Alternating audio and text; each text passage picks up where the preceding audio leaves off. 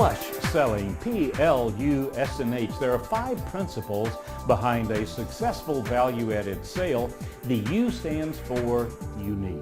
What makes you unique? What sets you, your company, your products, your services apart from everyone else who purports to do what you do for a living? In this module, we'll look at what a real differentiation is, how you can uncover your real differentiation, and how you can use that to close more sales. What are the top 3 differentiators that you have that distinguish you from the competition? Stop the video and write down your top 3 differentiators. When someone says, "Why should I buy from you instead of brand X?" stop the video and write those down. Look at your list for just a moment. If there is anything on that list that any of your competitors might also purport to have, draw a line through it, take it off the list. It doesn't matter if they have it or not. If they purport to have it, it's not a differentiation. Your competitor has a lower price. If your customer sees that they have a lower price than you have and they have the same differentiators that you have, why should they buy from you? Perhaps you wrote down quality because you're ISO certified, you're Six Sigma, you've done a lot of work in quality. The Slipshod brothers, Cheap and Dirty Inc., they're using the Q word as well, aren't they? Suppose you wrote down service. Is there any competitor out there that doesn't purport to have great service? See, those words are losing their meaning in our culture. Here's what happens.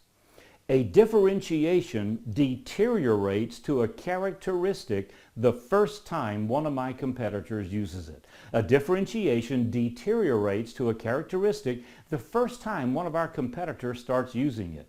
How do you know you came up with a great differentiator? Your competition purports to have it. How long will it take them to purport to have it? As long as it takes for them to lose a sale to you because you have it. If you go out and have a competitive win, you take an account away from the competition is going to follow up and ask your customer, how did we lose your business? And your customer will say, well, when you showed up, you had differentiation A. How long will it be before your competitor purports to have the same differentiation? No time at all. A differentiation deteriorates to a characteristic unless we can really define what makes ours different so that we can quantify what makes it different.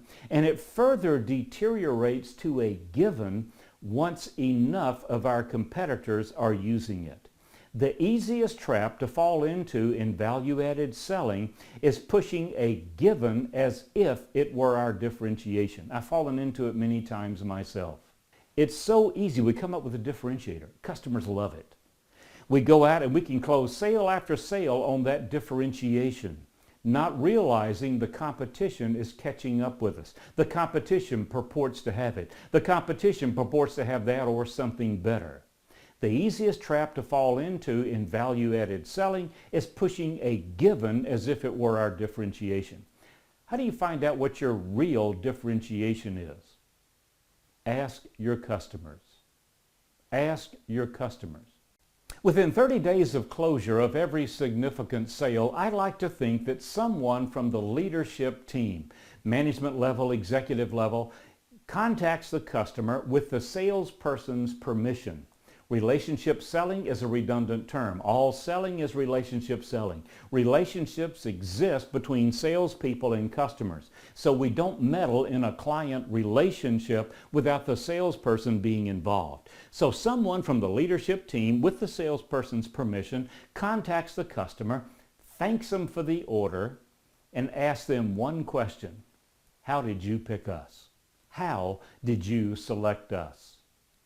Never ask a why question. Never ask a why question. Don't ask the customer, why are you buying from us? Our subconscious minds have been trained and conditioned. Whenever someone asks us a why question, we justify it.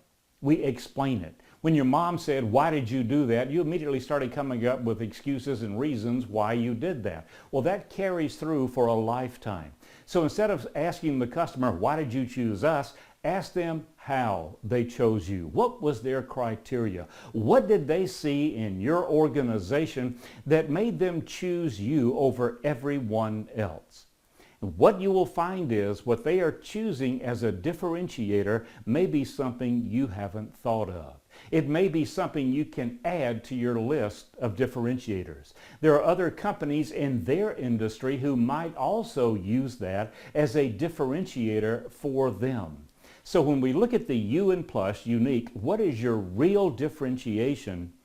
Get as long a list as you can. Just continue making a longer and longer list of differentiators, and then only use the ones that are most important to this customer right now. Only use the ones that are important to this customer, not everybody else. Right now, not why they bought before, what's most important to this customer right now. And that's how we decide which differentiator we're going to use. It is absolutely true. Your customer will experience all the differentiators, all the features and benefits of your product and service, but they make their buying decision based on a limited number of differentiators or features and benefits. Whenever possible, qualify and quantify. Qualify and quantify. When the customer says, I like this differentiator, you start asking the how questions. How will that impact your business? How will that impact your family? How will that impact your life? And what else? And what else?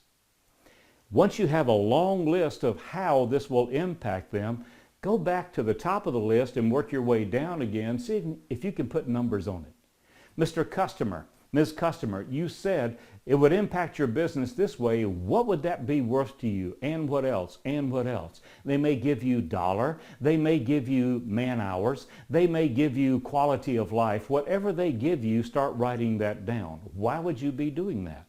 Because this is value for the customer. This is not product for the customer. This is not differentiation for the customer. This is value for the customer. What is the value of that differentiation for this customer right now?